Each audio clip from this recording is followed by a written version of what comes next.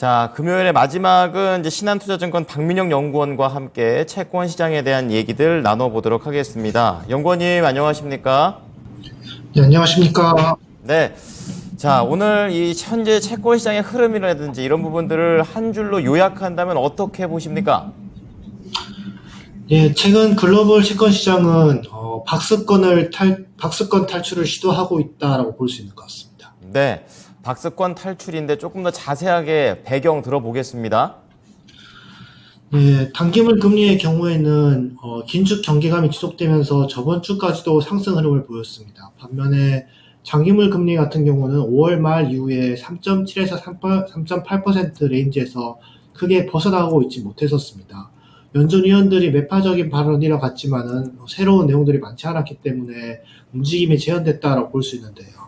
어젯밤에 발표된 미국 GDP랑 실업수당 청구 건수를 확인하면서 또다시 미국 경제가 강하다는 것을 확인하면서 금리가 튀는 모습을 보여줬었습니다. 즉 박스권 탈출 가능성이 엿보이고 있는 상황이고요. 좀 더 자세히 말씀드리자면 GDP 경우에는 기존의 1.4%에서 2%로 상향 조정됐고 신규 실업수당 청구 건수 같은 경우도 26만 명대에서 23만 명대로 빠르게 감소하면서 이 미국 경제가 여전히 강하다는 인식을 확대시켰던 지표인 것 같습니다. 향후 지표들이 어떻게 어제처럼 강한 지표들이 계속 이어진다면은 결국 미국 경제는 여전히 강하다라는 내용들이 지배할 수밖에 없고 이런 금리 흐름들 추세 같은 경우는 계속 잡혀갈 수밖에 없는 것 같다라고 볼 수 있는 것 같습니다. 상단을 뚫어내려는 움직임들을 보이고 있다. 이렇게 또 신호를 주셨습니다. 자, 그렇다면 이제 채권 시장에 있었던 이슈라든지 주간 전망 어떻게 하십니까?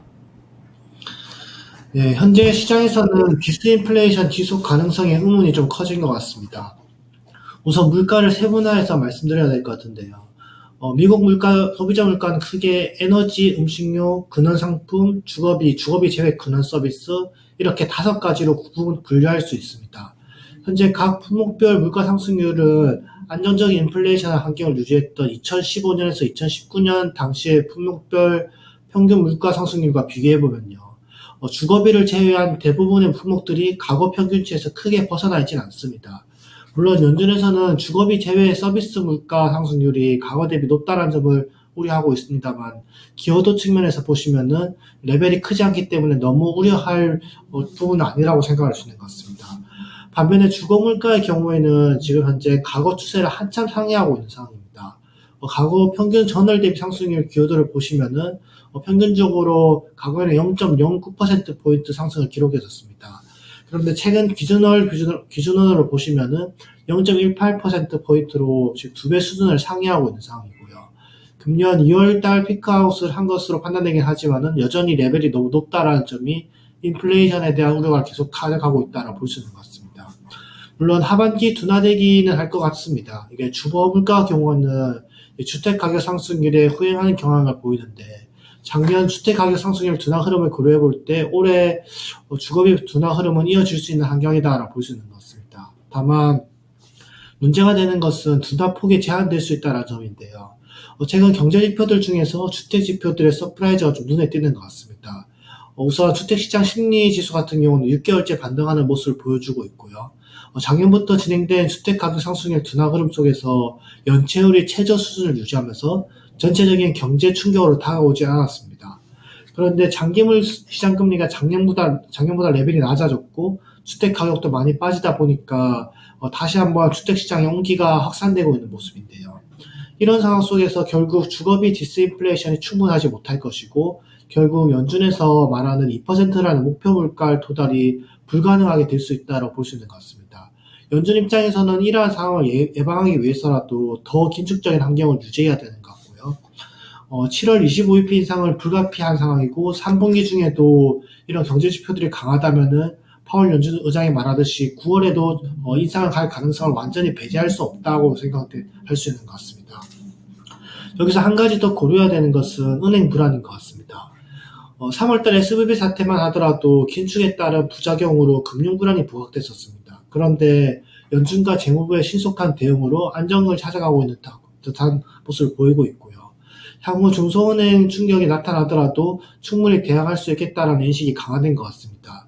특히 대형은행의 경우에는 이번 주에 발표된 스트레스 테스트 결과를 보시면은 지금 너무 견조하다는 것을 다시 한번 확인할 수 있었고요. 이번에 연준에서 은행 스트레스를 가정한 것을 보시면은 실업률은 10%, 상업용 부동산 가격은 40% 하락, 주거 주택 가격 같은 경우는 38% 하락 등 매우 극단적인 가정치를 가정했습니다.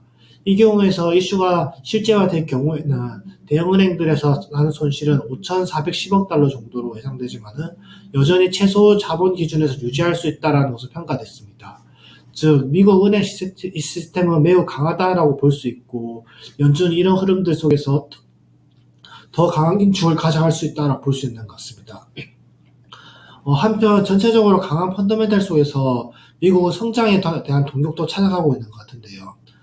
미국 같은 경우는 다른 국가들과 비교해 볼 때 IT 중심으로 혁신 기업의 비중이 굉장히 많습니다.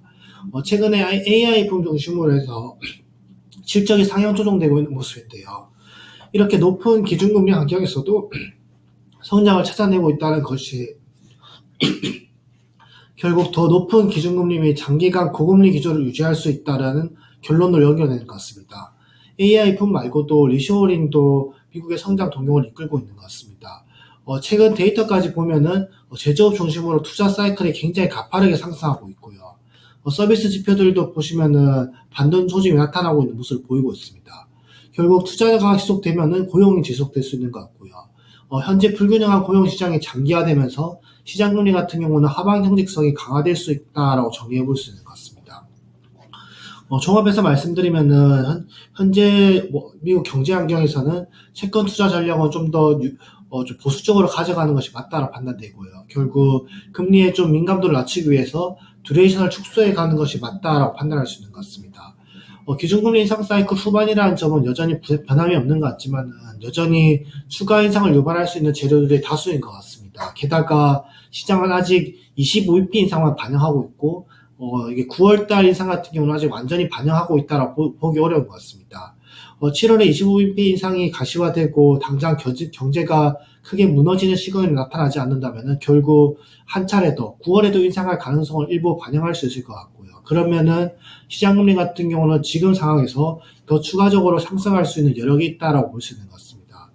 단기적으로는 여전히 가격 변동이 큰 장기물보다는 아직까지도 이자에 집중할 수 있는 단기물 채권 중심으로 투자하는 것이 상대적으로 수익률 제고에 유리하다라고 볼 수 있는 것 같습니다. 네. 자, 금리 민감도에 따라서 좀 보수적인 대응을 해보자고 얘기를 하셨고요. 좀 더 단기 채권 쪽에 관심을 가져보자라고 말씀을 해 주셨습니다. 내용들 잘 참고해 보겠습니다. 감사합니다, 연구원님. 네, 감사합니다. 네. 자, 오늘 채권 플로우는 신한투자증권의 박민영 연구원의 분석을 들어보셨습니다.